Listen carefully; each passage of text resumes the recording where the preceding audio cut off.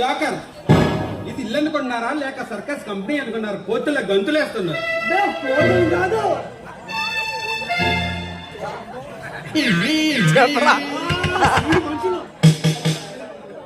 మమ్మల్ని జోకర్ బాబు నిన్నే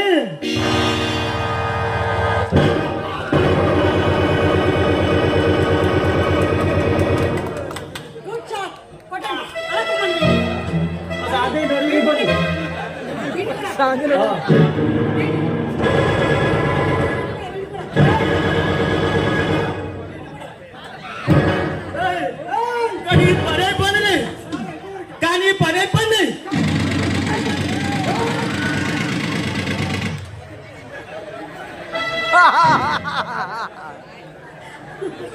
బ్యూటిఫుల్. నువ్వు నవ్వుతుంటే అందాలు ఆరబోసినట్టు పులకరింతలు పులకరించినట్టు ఉంది. ఇంతకాలం మిమ్మల్ని చూసి రాజకీయ హీరో అనుకున్నాను, కానీ యాక్షన్ హీరో అని ఇప్పుడే అర్థమైంది. నా యాక్షన్ నీ రియాక్షన్ కలిస్తే ఎలా ఉంటుందో తెలుసు. సక్సెస్ఫుల్ ప్రొడక్షన్ లో సెక్స్ ని మిక్స్ చేసి సూపర్ సెలెక్షన్ లా ఉంటుంది. ఎంతమంది దగ్గర చెప్పారు అలాంటి మాటలు? ఎంతో మంది దగ్గర చెప్పాను. అప్పుడు వాళ్ళ తృప్తి కోసం, ఇప్పుడు నా మనశ్శాంతి కోసం చెప్తున్నాను. ఎందుకు? నా అంతంతో ఆడుకొని నన్ను వాడుకోవడానిక?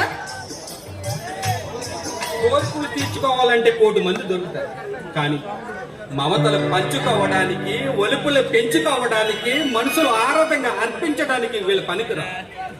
ఇవన్నీ చెయ్యి తగిలితే చంచక చేరే చక్కెర బొమ్మలు.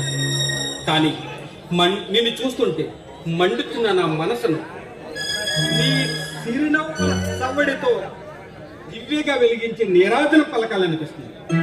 ఏమిటో నాలో ఉన్న అంత ప్రత్యేకత కదా, పవిత్రత. అగాధాల అంచెల మంచుల కురిసే మౌలికంగా మెరిసే అర్ధనత. సల్లటి నీ సమక్షంలో పోగొట్టుకున్న మనశ్శాంతిని పొందాలనిపిస్తుంది. కదులుతున్న కార్తీక దీపాలన్నీ కళ్ళలో చూటిగా చూసి, గుండె లోతులోకి నిక్షాపమై ఉన్న అనురాగాన్ని నీ పాదాలకు పారాని పరవశించి పలవరించాలని నా మనసు ఆరాటపడుతుంది. ఈ కళంకానికి ఆపాదించకండి. మీ ప్రేమను పొందే అర్హత నాకు లేదు. అర్హత అనేది ఆపదిస్తే నాకు వచ్చేది. నువ్వు నిరాకరిస్తే పోయేది. హిమాలయ పర్వతాలు పుట్టిన మందాకిని సాగర సంగం కోసం కొండలను చీల్చుకుంటూ, లోయలను దాటుకుంటూ తప్పిస్తూ పరిభవిస్తూ పరిగెడుతుంది.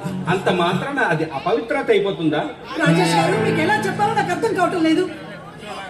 మీ మాటలతో రాయిలో ఉన్న నమ్మకం కలిగిస్తున్నారు. మీ ఆరాధనతో నా గుండెలో ఉన్న కాలుష్యాన్ని కాలుస్తున్నారు. కానీ నేను ఒక పాపోత్రాల్ని. ఏం శాంతి, నువ్వు చెప్పేది నాకు అర్థం కావడం? నాకు నేనే అర్థం కానీ ఒక విచిత్రమైన ఆడదాన్ని. నేను మీ ఇంట్లో ఆశ్రయం పొందడానికి వచ్చిన అనాథన కాను. మిమ్మల్ని మోసం చేయాలని వచ్చిన ఒక విధి